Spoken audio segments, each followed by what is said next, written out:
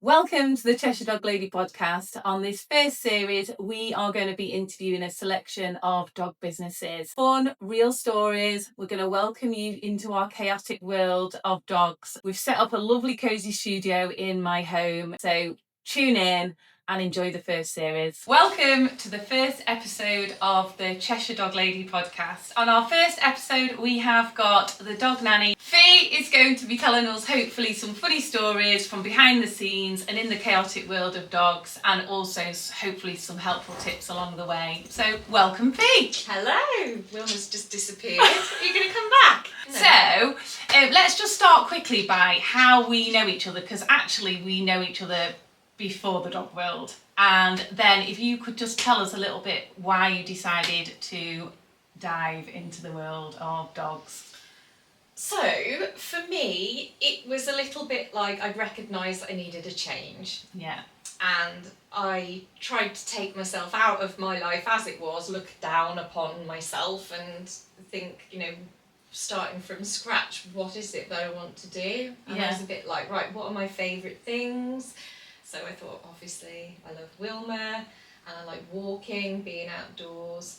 And I got as far as that stage. And then it was really funny, like a couple of days later, you popped up on my Insta. And I didn't know that you'd stopped doing what you were Oh, doing. really? I didn't know. So Oh, that's interesting. I saw Cheshire Dog Lady and I was like, oh, because I couldn't get as far as turning it into a viable business. My head couldn't get to that stage, and then I think I messaged you. And you came to visit me, didn't you? I did, yeah. I thought, right, because another worry I had was, it's one thing, isn't it, being around your own dog, and I didn't know if I would have the same sort of love for other people's dogs. Yeah. So, yeah, I came here and spent a few hours here with all your dogs. And went home with a million thoughts. A million thoughts. And inspiration. Yeah. But I did things quite, probably quite different to how a lot of people would, because I didn't do anything alongside anything. It was like, bam, stop the other one, and then start the new one. Yeah, and that's actually like the daunting thing when you're starting your own business is finishing a secure job that you've got a regular income to start something, a passion that or a hobby that you want to turn into an actual business or something that you're passionate about, and being able to then make it viable to pay your bills and things like that. It was a risk. It was absolutely a risk, and I mean, if I could have done both alongside each other initially, I would have done, but I couldn't. I didn't do I wasn't at home all the time. No. I was in and out. It's a big step. It's a big step. So yeah, this time last year, because I started properly in January. But this it's time, really your first anniversary. I know. Still a baby company, really, but a baby business. But I was just gearing up to leave my job. I think I stopped the week before Christmas, and I've got no booking. And that just shows you, though, thinking now, you're not even 1 year old yet, and you have done amazing. I've got, you've come so far. I think there's coming up to about 100 on the books at the moment. Obviously, That's they amazing. don't come every week. No, but still they're registered with you for a service that you offer. So what is it that you do then, just so everybody knows? Because we're going to have a selection of dog businesses on the first series of the podcast. So what do you offer? Dog daycare and home boarding. Yeah. So from my own home. Yeah. So it's a very home from home feel. I want the dogs to feel like they're at home, really. So, because obviously we want people to see behind the scenes of what we do every day, really, because actually it is so different to what people actually see, because in the nicest possible way, I think a lot of people just think we're sat with our feet up, cuddling dogs all day. And yes, there is an element of that, but there's a lot more that goes on behind the scenes. There is. Yeah. I mean, thinking about what would you say are the highs of being a home boarder doggy daycare? And then we'll think about some lows. Well, a big high for me is being in control. So I'm my own boss, and that really works for me. So I can manage how much I work. I enjoy being at home more, and find there's more of a balance in that for me, a work-life balance. But it does help that I love dogs. Yeah. And you get attached to them so easily. You wouldn't think that's when you start out, but I get so attached. And like yesterday, a dog went home who'd been with me a few days, and it was only their second stay, and I literally texted the owner and said, she's not coming home, I'm keeping her. Yeah. I've threatened that a few times. She's not coming home, I literally want her. And I feel like that about the majority of the dogs. They're lovely, and I get told numerous times as well that the dogs, as they're coming in the car round the corner, they know. Oh, they do. And they start crying, and they're going crazy in the car. Yeah. It's funny because, like I say, they've only got to come a few times to our houses, and they do know exactly where they are.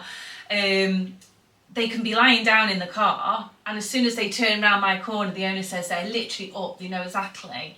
Isn't it funny how they sense that route to come in? And Wilma definitely knows when someone's arriving at her house. Oh, I know. I've seen the videos all the time. But she does. It's like she's got a sixth sense. Hello. And she goes and she sits in the window. And waits. I've seen on your stories. Yeah, but she loves it. It's funny, isn't it? I could never have done this with my last dog. No way. But she's just she's in her element, which I was very lucky with my dogs. They've just took to all the dogs coming in. Otherwise, it just wouldn't work, would it? No. You've got to have a pretty laid-back dog. Wilma's like, Mummy, what do I mean? Mummy. Gil. She's just stunning, isn't she? Oh, she's got a little chin on my leg. She's an old girl now, aren't you? Oh. Hey. What about the lows then? Because for me, oh God, the cleaning. It's never ending. I feel like we need to be professional cleaners on top of everything else that we do. There is a lot of cleaning. Yeah, I think it's not just the amount of cleaning. It can take just seconds for something catastrophic. Literally. Everything can change in the flick of a switch. I remember I got this dog for their trial night, and it was in the summer, and of course I'd had like the paddling pools out in the garden, and I didn't want to leave the water in overnight, so I'd tipped the water out. Now my garden suffered terribly in the summer, and I lost the majority of the lawn, so it was very much kind of patchy and mud. And I tipped the water out, and then I quickly popped to the downstairs loo. When I came out, I have no idea what you're going to say to me at this point. And I just like this, because there were like it was like something out of a comedy film. There were paw prints, like mud, all the way through the downstairs. And I thought, oh my goodness, what has happened? And I found him, and he was a spaniel, so he'd found the little muddy wet patch and got digging, rolling, and he was just there, just these eyes and just this muddy dog. And it's just something like that just throws the whole mix, isn't it? Yeah. And you can, just as an example as well, like you can have a really good pack in daycare, and it's only got to take one dog to throw it. And you could be at your maximum capacity, what's your licence? 7? 7 including Wilma. So you could have, 6 dogs in daycare, say, and they all get on like a dream. I have it here, a dream pack. And then on another day, you could have the same 6 dogs, and there might be just one slightly different dog, and all hell breaks loose, literally. Yeah, I've got some that they'll come and they don't make a sound. Other days, if there's certain dogs in, they bark and they bark at each other. Yeah. And again, you know, we're running our small home boarding doggy daycares from our homes. You know, we're not a commercial setup. No. And we've got to be conscious of the neighbours. Yeah, totally. So I always say to people, if it's when they come for their trial, don't be offended if I say it's not the right setting for them, because not every dog is suited to this environment, and also they just might not be suited to our setup either, because unfortunately if you've got a dog who is a consistent barker, it's just not going to work for us. And I sort of always say that because I think once you've planted that seed with a customer politely, if you have to say that to somebody, it's not that bad then, because it's true, isn't it? It's got to suit everybody, not just the customer, but for us as well. And I don't know about you, like I go above and beyond to make sure dogs settle. I don't just go off one session. We've had conversations before, haven't I, where you've said, oh my goodness, I just don't think they're going to settle. And I'm like, sometimes they just need a few smaller sessions. So, you know, just a one-off trial might not just be enough, and sometimes it's just getting used to this new environment, isn't it? I mean, to be fair, like obviously I've been running for 5 years now, and I don't think there is, I think I could count on one hand the amount of people have said it's not actually the right place, or they're just not settling, or it doesn't suit them. And I have seen hundreds of dogs come through the door. So I always say to people, it's rare, because we've already done those questions beforehand, haven't we? Yeah. Does your dog get on with other dogs? Are they sociable? Blah, blah, blah. So, yeah. It's that balance as well, isn't it? You want to, desperately want to make it work. But sometimes you do have to just say that it's not the right environment for certain dogs. And as well, like when setting up, the difficulty is you can start with very low numbers. Yeah.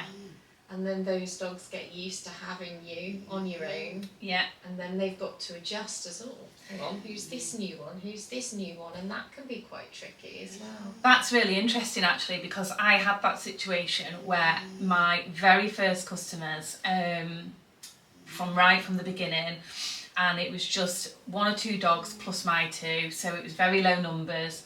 And then as things built up, this one particular dog, and I loved him to death, couldn't cope.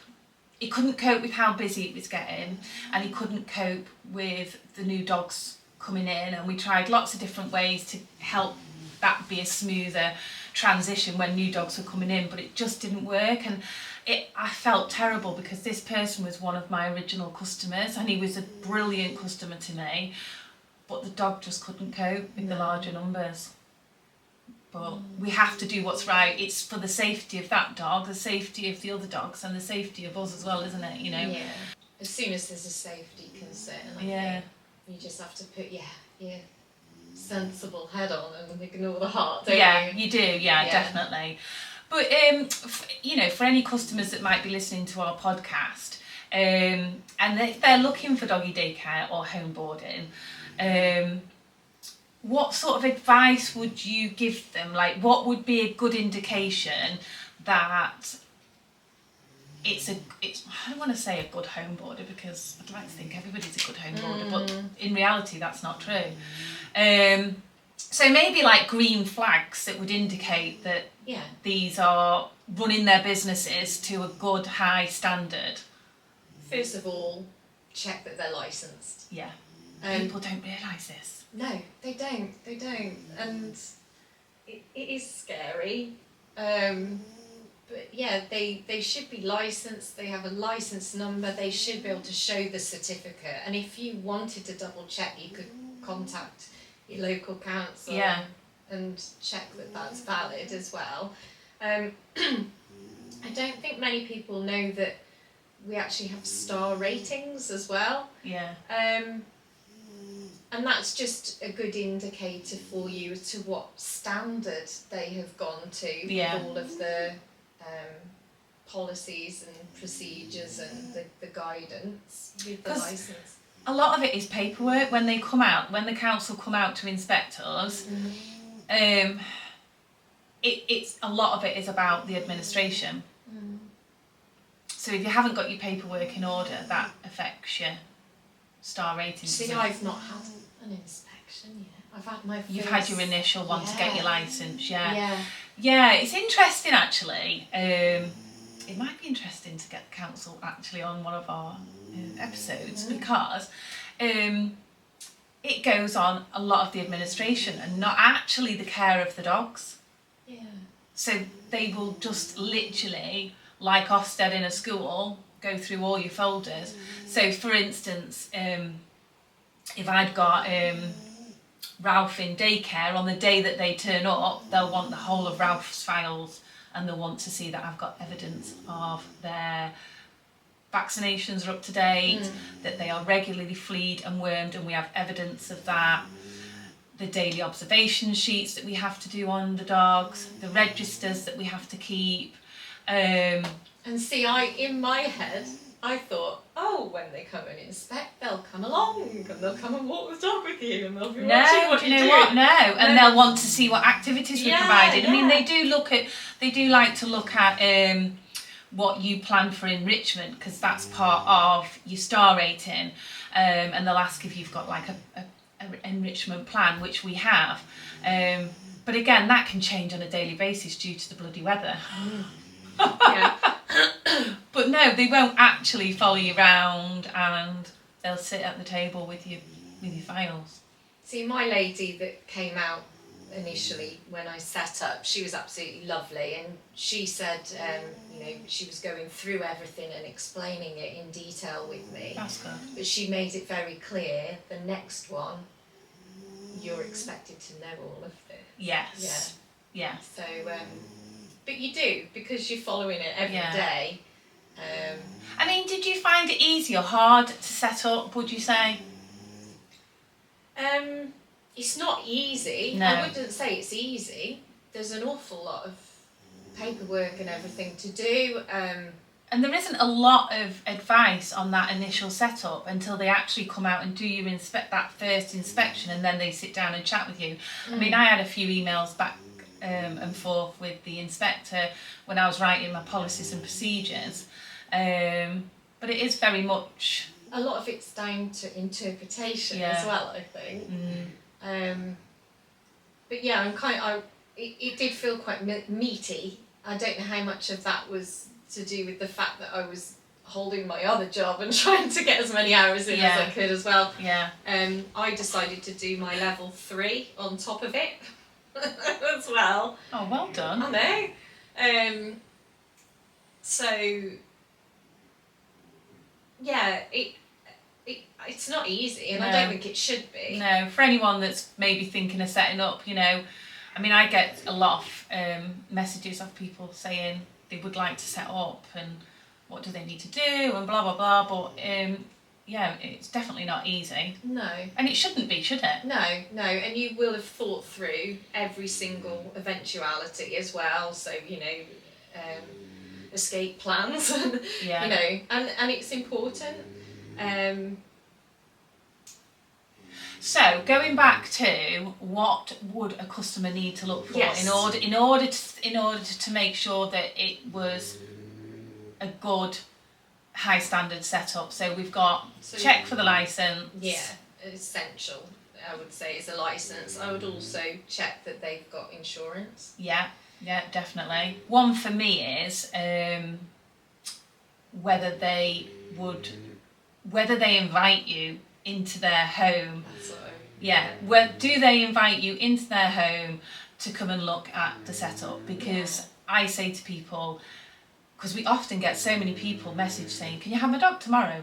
I'm really sorry, but no, because one, we have to follow procedures, which is you need to come and do a meet and greet, which is you arriving with your dog, maybe 15, 20 minutes, 30 minutes max, so that you can come into the house at a quiet time, because you wouldn't be able to come in on a fully booked daycare day, because the dogs wouldn't cope. Yeah, it'd be carnage, absolutely. So we arrange it at a quiet time, you come in with your dog, resident dogs are here, so for me now it's only Maggie, for you Wilma, and the owner can look round the garden, the premises, for me the daycare cabin, Absolutely. and be reassured. Yeah, I think, because if you're putting your dog in someone else's care, you need to be able to envisage where, the setting, what they're doing, and I think it is difficult because, like you say, the more bookings you get, the harder it can be to slot in these meet and greets, and sometimes that means working later in the evening.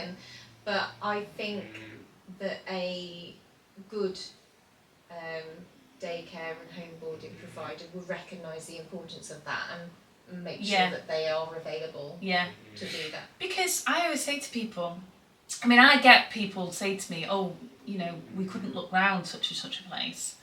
And I'm like, well, you wouldn't drop your child off at nursery and leave them with somebody and not have looked round. No. You just wouldn't, would you? No. So that's essential. Licence, insurance, being able to come into where they're going to be staying. So for us, it's our homes, and it is our homes where people are coming into. And even that 30 minutes as well with somebody, one-to-one in their home, you get a feel of what they're like as well. Yeah, and I know straight away if that dog's going to be okay. You see how your dog interacts with them, Yeah. You get a feel straight away, that gut feeling, don't you? Although, sometimes, like I say, there has been occasions where I've thought, I'm not sure if it's going to work, but actually then with a few half days and then building up to a full day, actually the dogs do settle, because it is so alien to some dogs if they haven't been in that environment before. And they often behave differently when their owner's not there. Yeah, totally different. Yeah. It's honestly, we've both worked in childcare previously, and all my skills that I've literally, or qualifications and knowledge that I know of childcare is just literally swapped over to dogs. Yeah. Behaviour issues, anxiety, separation anxiety, it just all moves over. Yeah. It's really interesting. Like, I love watching all the dogs' behaviour. I do. Oh, I do. I know, I love it. And like predicting how one dog's going to be when they meet a different one, and sometimes I get it right, sometimes I'm like, and it's really interesting. And obviously we're with dogs every single day, so we can predict all that, but people always are quite fascinated. They're like, I can't believe that you just predicted that was going to happen before it happened. And some things that some people might think look a bit, I don't think scary's the right word, but did you see on my stories when they're play fighting, wrestling? Where they love to wrestle, but from an outside point of view, some people are like even my mum is like, are they okay? And I'm like, yeah, they're playing. Yeah, as long as they're mirroring each other's body language, and you could see one was a big dog, one was a little dog, but the one would roll on the back, the other one rolled on their back, and even when they did their kind of shake-off release of energy, one did it, then the other did it, so they're constantly mirroring. It's fascinating. It is fascinating. Another thing for me would be, advice to a customer would be that they should get regular updates from the dog provider. So for me, I say to people, follow us on our stories on Instagram and Facebook. You'll see what your dog's doing or up to. If they are staying, I will pop them a text every morning to say they've slept fine, they've been eating fine, they've been playing fine. So you would expect to get that regular update, wouldn't you, from where your dog's staying? And you'd be surprised at how many people that I've had come to me that have said that they may have gone elsewhere before and they didn't get that and they struggled to get that, and that surprises me. Yeah, I mean, I know we're busy, but that's part of our customer service. That's part of the service that we provide. Yeah. I would, I try to put myself in their shoes, and I would want regular updates. Yeah. So, yeah. But we're both very social media as well, aren't we? Yeah. So it's transparent. I mean, some of it is planned ahead, but the majority of my social media content is literally what happens that day. So it's, I could put a funny slant on it if I think of it, but yeah, I think from a business perspective, it's killing two birds with one stone, because it's kind of marketing, but it's allowing your customer to see what's going on as well. Yeah. And then they get videos. I think it's enjoyable, isn't it, to watch? Have you got any funny stories that stick in your head? Oh, of course. Oh, can we just mention the fact that one morning you sent me a photo of your face covered in mud, or we don't know whether it was dog feces. I don't want to know. I don't want to know. I got a selfie one morning saying this Happy Friday or something, and Fee's face had mud, or we don't know if it was actually something else. I think it's like the theme music to those sorts of moments in my life as well. I always because it's just so So basically, I was picking up a poo in the garden. So while I'm bent down picking up one poo with a bag, all of a sudden I just felt this. It's on my head. The hell is that? Another dog was slightly ahead of me, scratching with its back legs. As they do when they've been in the toilet or had a wee and their back legs are going at the back. Yeah. So this piece, I'm going to say it was a piece of earth. Right, okay. And I'm sticking to that. Came flying and just smacked me square on the forehead. But it was a bit of grass hanging off my glasses, and you could see the imprint. It was funny. It was funny. I mean, I've had my finger numerous times through a poo bag. Yeah. That's happened to me once. Oh God, literally the thought. Yeah. It's happened numerous times. Needless to say, I always make sure that I order extra thick bags now. It's no use ordering paper thin ones. But no, I mean, sticking on the theme of poo, this is quite an amusing one. Poo is a big part of our life. It is. A big part of our life. I just say to everybody, I'm just top shit picker. I am top shit picker. Oh, the amount of poo we pick up. But yeah, there was this one day, the daycare dogs had gone. I was doing a tidy round and I spotted this poo under the tree, so there I go with my trusty poo bag, and as I got closer I thought, oh, this is a bit unusual. It was quite colourful, so I picked it up and had a little bit of an inspection, and I realised in it was, you know, those you get them, like wear them in factories and things, that like an earplug thing, like an earplug, like a disposable earplug. There's earplugs in these. So I sort of thought about it a little bit, and I thought, I'm going to have to message the customers, the dogs that have been in today, because I thought, you know, what if they were waiting for them to come out and they just forgot to tell me, or what if they didn't know, or what if there were more and they hadn't made their way through. So I didn't know which dog it was. So yeah, sent this text out, and then my phone pings, and it's one of the customers saying, oh yeah, that sounds like my insert dog's name. Yeah, that's definitely the sort of thing that she'd do. So I'm like, oh, alright, must have been that one. And then my phone pings, and it's another customer says, yeah, definitely my dog, definitely my dog. And then the phone pings, and it's the third one. Yeah, that's 100%. And from our household, basically. And this one definitely it was, because they said no, they use them in the house, and that dog loves them, finds them even when they hide them, and regularly eats them. I've had a hair scrunchie, and I've said, just to let you know, your hair scrunchie's at mine. It came out in such and such poo. They're like, oh my God. I've pulled full on scrunchie. A few kind of long blades. Oh no. I find that really satisfying. I do. I think, oh, they've got some hanging out of their bum. Hang on. Gently pulls it out. I mean, the glorious job that we have. Everybody just thinks we're sat with our feet up, and there we are, collecting people's scrunchies out of dog poo. Oh dear. I've got one other funny story which isn't related to poo, and this is one of my superstar dogs that comes regularly, and she's going to get herself a little reputation online, I think, because she's a superstar. But yeah, we're walking along a narrow country lane and there's people approaching, so we're kind of like, you know, who's going to go, because somebody needed to step to the side so that one could go past, and they kind of waved us forward. So I've got about 4 dogs, and we just start to walk past, and with that, next thing I know, she's jumped up onto the lap of a wheelchair user.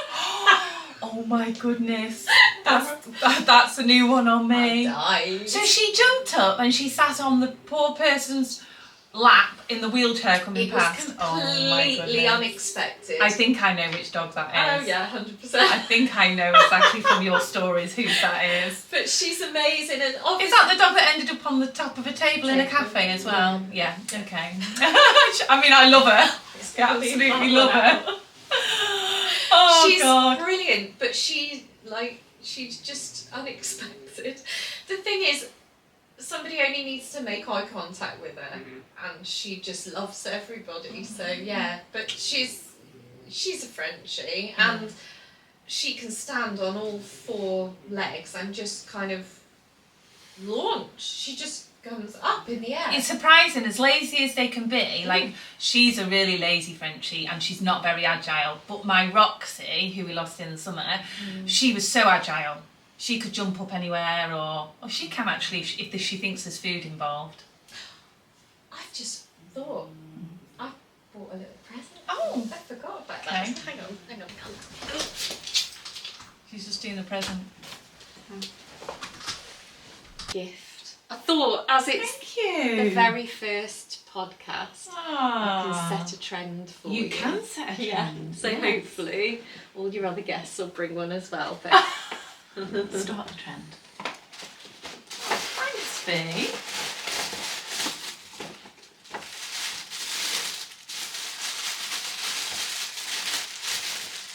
Oh my goodness! I love it. I love it. Oh my goodness. It's me. It's a mini me. it is. Who made this? My mum, my very talented mum.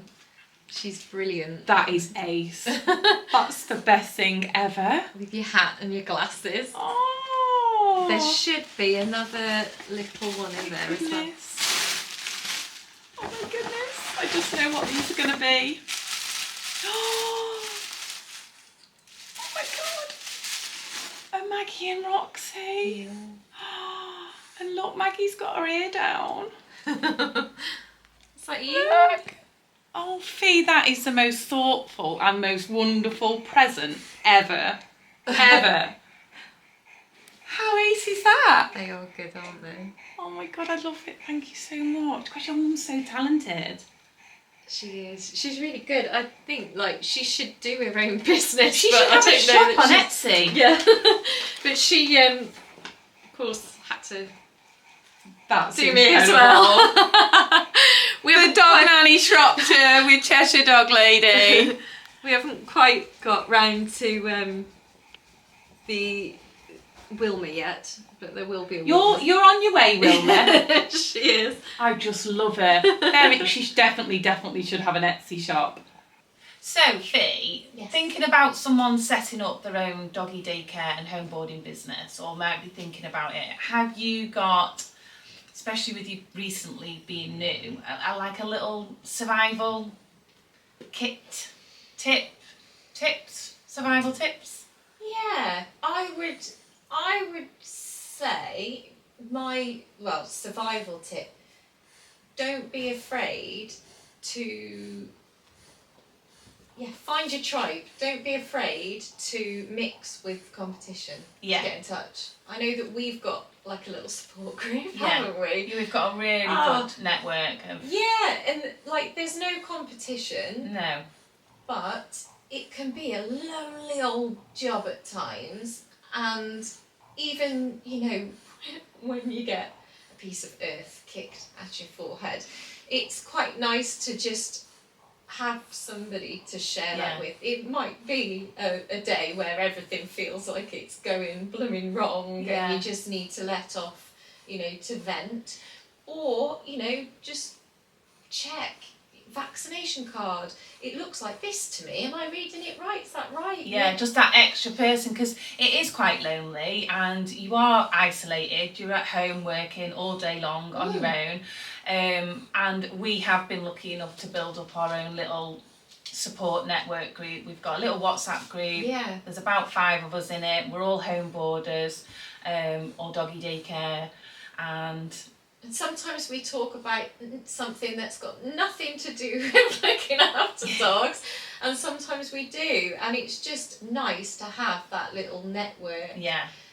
What should I do in this situation? Have you got any Yeah. advice? Have I, you know, Because the council aren't on call to us to answer our questions, are they? and I think we're all often led to believe that the competition is the enemy. But actually, there's a lot of strength in collaboration. Yeah. There's enough dogs out there for all of us. For everybody, yeah. Yeah. And there is, and I know that even outside of our little support group that we've got, I've got a list of people that if I can't help them, I suggest the other people. And, you know, back at the beginning, I've probably filled a lot of people's spaces. And that's just, you know, refer on, you know, try these people, try that company. So, and that's how it should be. There shouldn't be competition or anything like that. And I think we've got a really good, strong little network of support.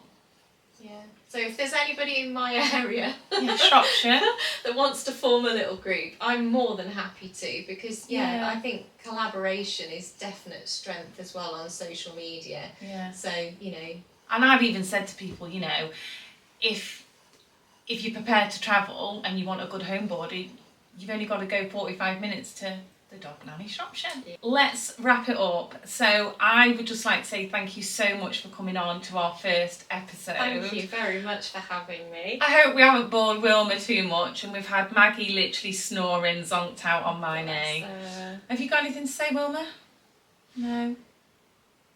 She's opened her no. I think she's just nice and comfy there. Thank you so much, and thank you for my absolutely gorgeous present. I've loved very having you welcome. on, so thank you. Thanks, Anne. And if you aren't following Fee on Instagram, she is the Dog Nanny Shropshire, and all her information will be at the bottom.